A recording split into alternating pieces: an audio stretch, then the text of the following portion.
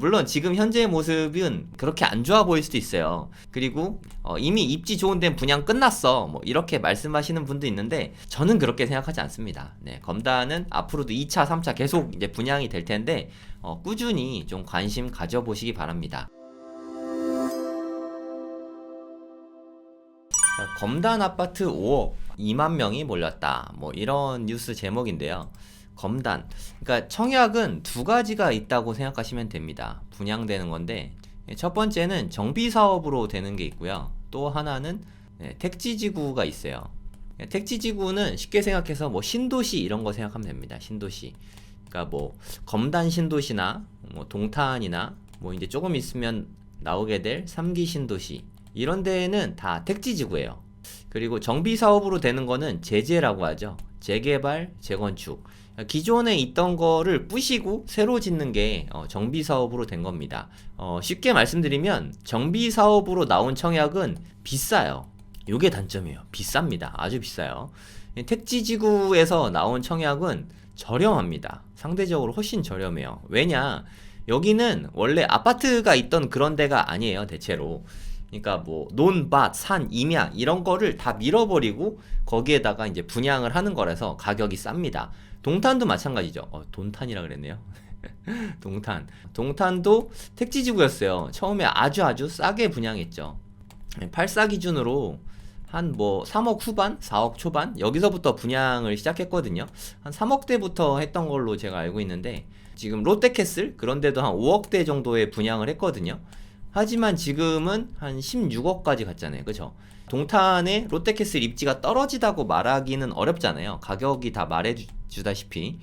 그러니까 택지지구라고 해서 나쁜 게 아니에요. 네, 그러니까 처음에는 솔직히 살고 싶지 않게 생겼거든요. 하지만 시간이 지나고 보면 계속 좋아지다 보니까 나중에는 상당히 좋아지는 게 보통입니다. 세종시도 마찬가지였죠. 세종시도 처음에는 84 기준으로 한 2억 정도에 분양했거든요. 뭐 2010년 뭐 요때쯤 됐던 것 같은데 하지만 여기도 뭐 미분양이 많이 났고 네, 지금은 얘네들 뭐 웬만한데 한 6억에서 8억 정도? 네, 요 정도는 하는 것 같아요. 2억에 분양했는데 여기에 뭐 내가 필요한 돈은 초기 자금 한 2천만 원 정도였겠죠. 그러니까 세종시도 잘 되는 걸 좀 보게 됐죠. 제가 세종시에서 살기도 했잖아요. 한 2010년 뭐 그쯤부터 세종시에 관심을 가졌고 2012년에도 갔고 2016년에도 갔고 2018년부터는 들어가서 좀 살았거든요. 2년 정도. 그러니까 제가 매년 이렇게 한 번씩 가다 보니까 세종시가 처음에 와이프도 한 이때쯤 갈 때는 여기 어떻게 살아 이거 완전 별로야 라고 막 말했었거든요. 근데 이때 가보고 뭐 하더니 나중에는 여기 괜찮은데? 좋은데? 뭐 이렇게 말을 하더라고요. 그래서 이때 살면서 와이프랑 애들이랑 되게 좋아했어요. 네, 와이프도 세종시 살 때가 가장 좋았다고 지금도 얘기하거든요. 그러니까 택지지구는 처음에는 되게 별로예요. 막 공사판 느낌? 택지지구 이꼴 공사판 뭐 이렇게 보이거든요. 공사판인 게 여러분 좋아지고 있는 거예요. 시간이 지나면 아주 좋아질 곳이 공사판입니다. 지금 현재 모습을 보지 말고 뭐 한 5년 6년만 있어도 월등히 좋아질 곳이니까 그런 곳에 들어가야 돈을 벌게 되는 겁니다. 저도 동탄에 거의 한 2년 정도 전에 청약을 넣었어요. 작은 거, 큰 거 넣으면 잘 안 되니까. 제가 이때 가점이 한 56점인가? 뭐 요 정도 됐던 것 같아요.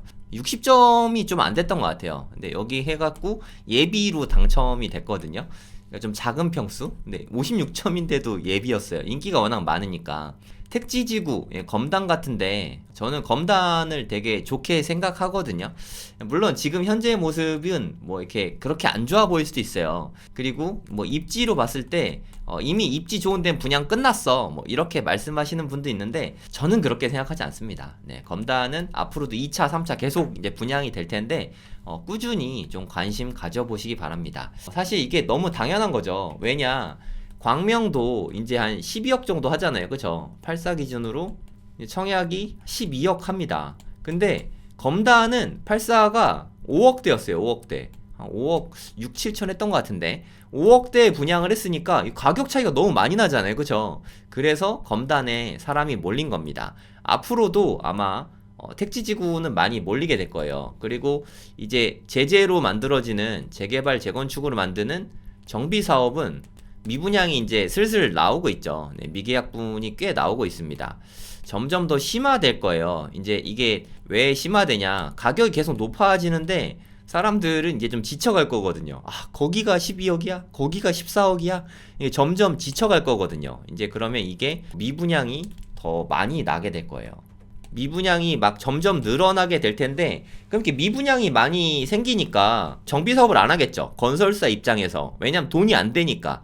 정비 사업으로 돈이 안 되기 시작하면 아, 이거 팔아봤자 미분양 나면 손해인데 이거 그냥 하지 말아야겠다 해서 인허가 물량이 지금 대폭 줄어들고 있죠. 아세요? 네, 한 진짜 앞으로 3년 동안은 이제 별로 없을 거예요. 네, 이제 제재로 만들어지는 것 자체가 얼마 없습니다. 이거 진짜 큰일 났어요. 이게 인허가가 줄어들면 주택 가격이 매매가가 갑자기 오르고 뭐 이렇게 되는 게 아니에요. 먼저 전세랑 월세가 오릅니다. 전세난이라고 하죠. 전세난이 올 수 있어요. 그러니까 요게 좀 대비를 좀 하셔야 됩니다. 그러니까 좀 전세 가격이 올라갈 수밖에 없습니다. 전세 매물이 계속 줄어들고 있어요. 강남 같은 경우에도 서초의 원베일리나 개포 1단지죠. DH 퍼스트이어 아이파크 요거 두 개가 지금 입주를 앞두고 있거든요. 얼마 안 남았어요. 네, 올해 안에 입주할 것 같은데, 그러니까 원베일리 입주 시작한 것 같고, 네, 요것도 이제 곧 있으면 입주하고 막 하는데, 얘네들이 입주가 되고 나면 입주 물량이 확연히 줄어들 거예요. 그럼 앞으로 2, 3년 동안 진짜 입주가 많이 없거든요. 네, 그래서 전월세가 오를 수 있습니다. 네, 이건 좀 참고 삼아 알아주세요. 전월세가 오르고 나면 그 다음에 주택 가격이 다시 조금씩 네, 올라갈 수 있어요. 지금 상승장이다 막 이렇게 외치는 분들이 있을 텐데, 여러분 집 내놔보세요. 이렇게 잘 팔리나. 그러니까 높은 가격에 내놓으면 안 팔려요. 그죠? 시세대로 호가대로 내놨는데도 안 팔립니다. 보러 오는 사람들은 좀 있겠지만 이게 매매로 연결되는지 그건 솔직히 잘 모르겠어요.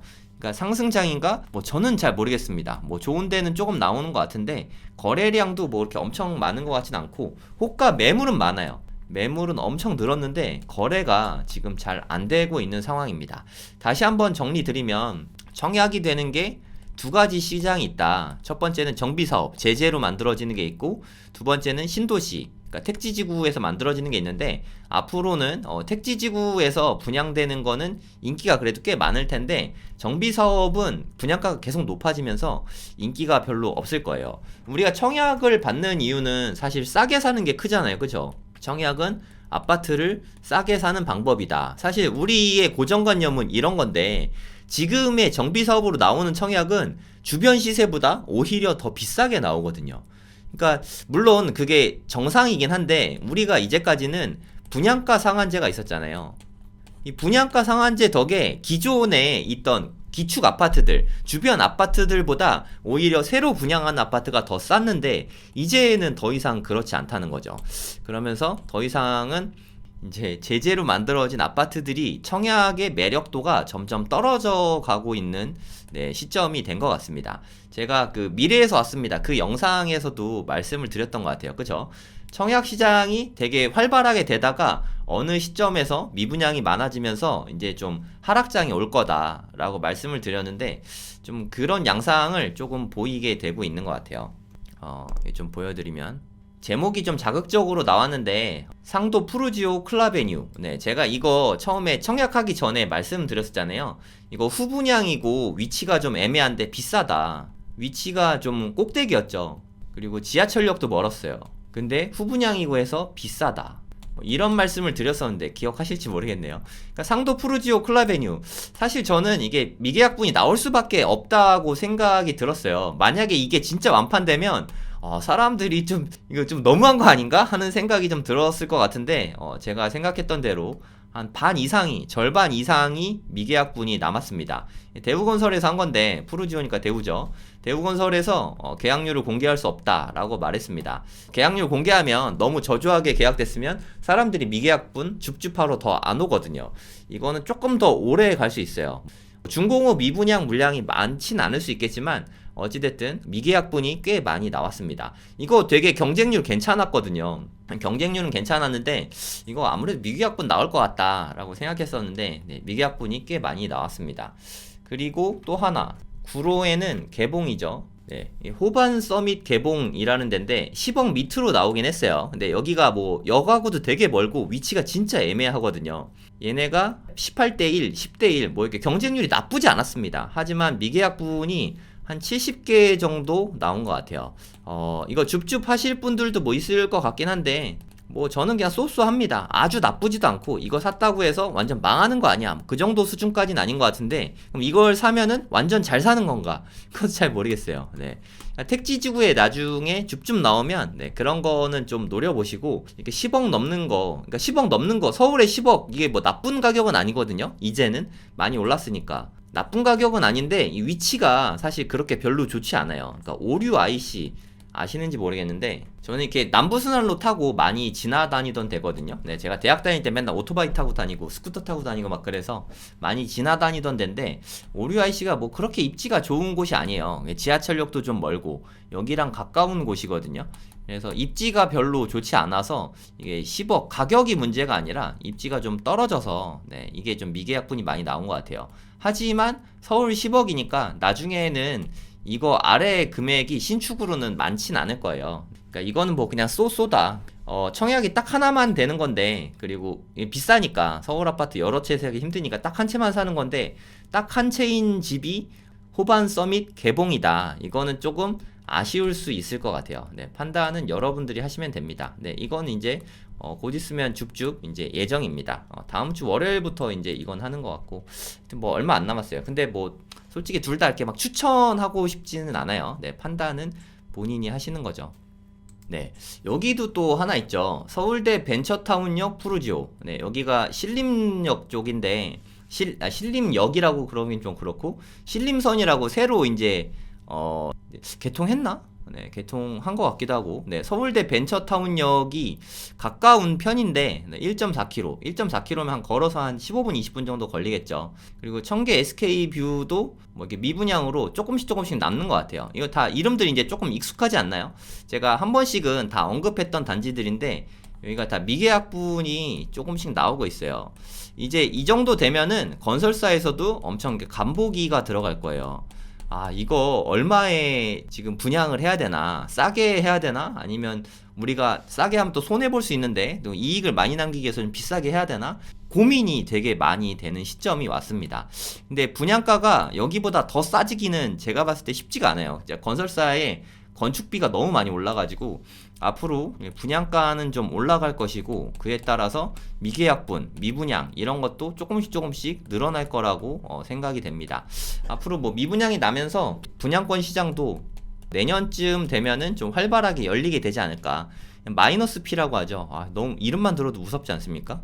마피라고 하죠. 네, 마이너스 P 물건들이 서울이나 광명에서도 나올 가능성이 있다고 생각해요. 얘네들이 나온다는 건 아니고, 나올 수도 있죠, 물론. 근데 앞으로 나오게 되는 건 더 비싸게 되니까, 네, 걔네들은 마피로 나올 가능성도 없지 않다고 생각해요. 네, 이제 좀 신중해야 됩니다. 예전에는 선당 후곰이라고 했죠. 먼저 당첨되고 나중에 고민하면 된다. 이거는 분양가 상한제 때 싸게 분양하니까 이때는 이래도 됐는데, 지금은 네, 꼼꼼히 살펴보고 매수하셔야 됩니다. 그리고 꼭 청약이 답이 아니거든요. 이미 지어진 신축, 기축이라고 그러죠. 네, 신축인데 구축은 약간 좀 애매할 수도 있고요. 재건축 가능한 단지는 상관없습니다만, 기축들은 얘네가 더 쌀 수 있거든요. 이제 새로 만들어지는 것보다 기존에 있는 게 더 쌀 수 있으니까. 기존에 있는 거 장점은 전세를 맞추며 들어갈 수 있으니까 좀 큰 돈이 안 들어가게 매수할 수 있잖아요. 물론 얘네들도 뭐 계약금만 있으면 중도금 대출 나오긴 하는데, 뭐 이렇게 또 이자 부담이 조금 있을 수 있으니까 여러분들이 잘 이제 전략을 짜셔야 됩니다. 그리고 이제 만약에 다주택자인데 분양권 시장에 이제 마피 물건 나왔다고 마피네, 이건 무조건 사야지 하시면 안 돼요. 네, 특히 다주택자 분이시라면 앞으로 이거 좀 언제 더 마피가 뭐 한 마이너스 1,000만 원이라서 좋다고 샀는데 이게 마이너스 1억 되면 어떡해요? 큰일 나잖아요. 그쵸? 이런 거는 좀 조심하셔야 됩니다. 마피가 났다고 좋다고 바로 사는 건 금물이다. 네, 그런 건 좀 조심하셔라. 네, 이렇게 다시 한번 강조드리겠습니다.